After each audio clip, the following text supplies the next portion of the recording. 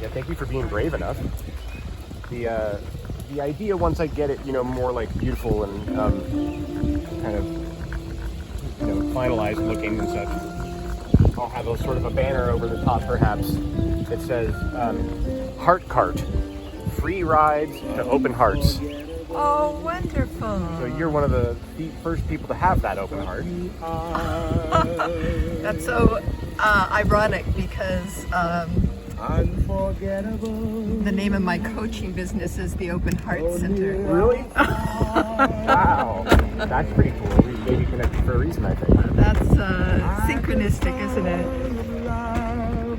And so is it like a life coach, sort of? Yeah. Yeah.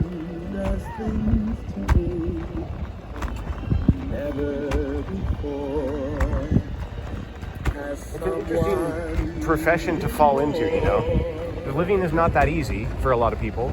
And those people who have sort of just mastered the art of being a human, which is like a robust and complex robot system to operate, then, really speaking, that is and if you could teach that to other people effectively, right or left?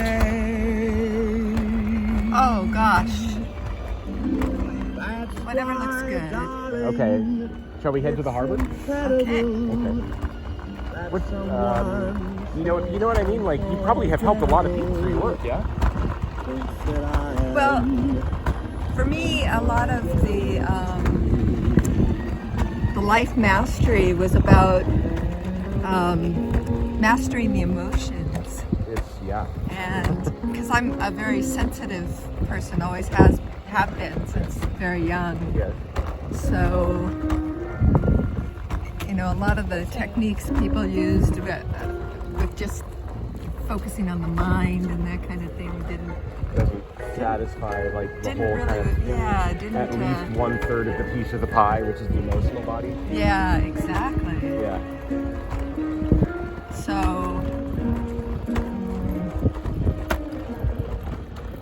those happy cows right here in California.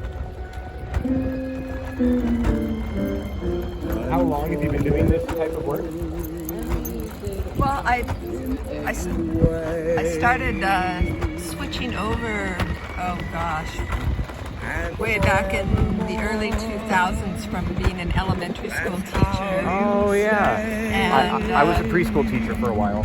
Oh, really? Yeah. Yeah, I started my own preschool. You did? I started my own preschool. It's still going today. It's an outdoor school, the forest school, the Santa Cruz Forest School. So it actually operates in Felton. Santa Cruz Forest? Yes, forest school. Do you still have it?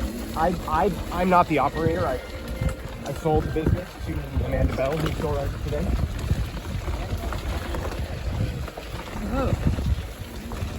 Bumps in. Yeah, but it does really well with all these bumps. Not too bad, yeah. If it's not, one thing that I'm thinking of, kind of, as I'm inspired by this project, the first question you asked me was, am I trying to solve global transportation? Maybe not specifically with this exact device. Yes, I absolutely want to solve global transportation. I believe I know how to do that if we could get the, I'm going to call it the bureaucracy of it in order. But with this more specific HartCart thing, it's based on a one wheel, and so it's very sensitive to angles and curves and leans on the road. All the drainage and curvatures and things that don't really look like much to the eye. Right. I really feel them as I'm operating the thing. And it makes me really aware, well, first of all, of ADA issues, because it's like wheelchair access situation anywhere I'm going. But also, if the road is curvy and I'm going on it for a long time, my neck is compensating to be upright. Or if you're off trail, you're going anywhere, if you're a person who's chair bound, you're always having to deal with these sort of angles, and it really wears and tears on the body because you can't just sit upright in a comfortable position. So I want to solve this problem. I like this EV tech that we have of the floating platform that stays flat, We got to get some kind of a platform hammock in between two axles that could take chair-bound people with a tread system or something, like on trails and stuff. Like, it's not that hard. We got that. We just got to put it together. Uh-huh. I think we could give a lot more access to people these days. So what are we running on? A one wheel. It's about, I think it's from 3 or 4 years ago. Well, I mean, is there a battery? There's a lithium battery and like a brushless AC motor. I think it's an 800 watt motor. We can go faster if we want to. I'm just cruising. What's that? Oh. Yeah. I'm good. Yeah, I think we're good. You know Bobby McFerrin? Yeah. Bobby McFerrin's song, of course, Don't Worry, Be Happy, introduced me to my guru person, Meher Baba. I don't know if you know Meher Baba. Oh, wow. This is too synchronistic. This is way too synchronistic. I'm prepared. I don't know if you mind saying it. You could give me an alias if you like, but can I ask your good name? A good name? Well, I just say that because I'm like, you know, spiritually half Indian, but I want to ask your name, but I'm shy because you're recording. My name's Haley. Haley. Yeah. And your name? What? I'm Sean. Sean. Uh-oh, did we lose something? Uh-oh, my sunglasses? Sounded like it.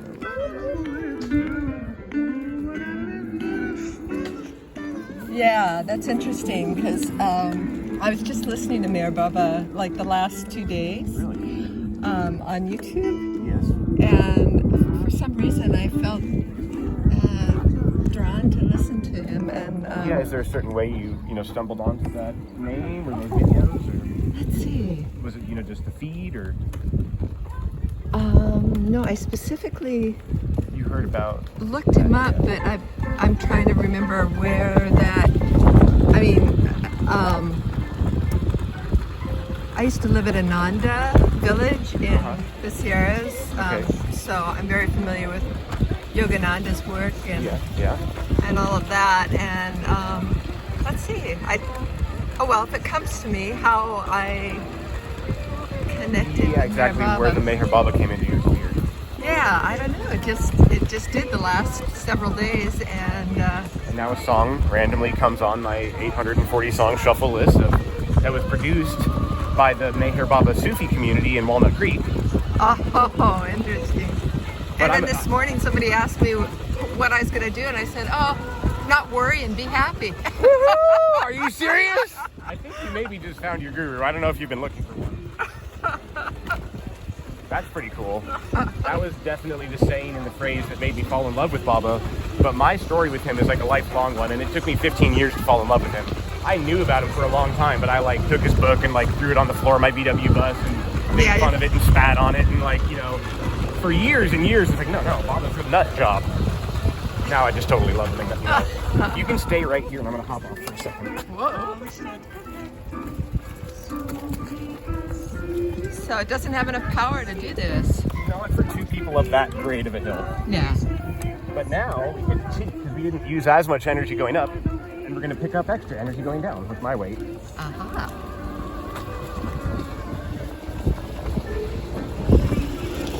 Oh, what's happening? I'm not sure. Kind of a boat. Is it something?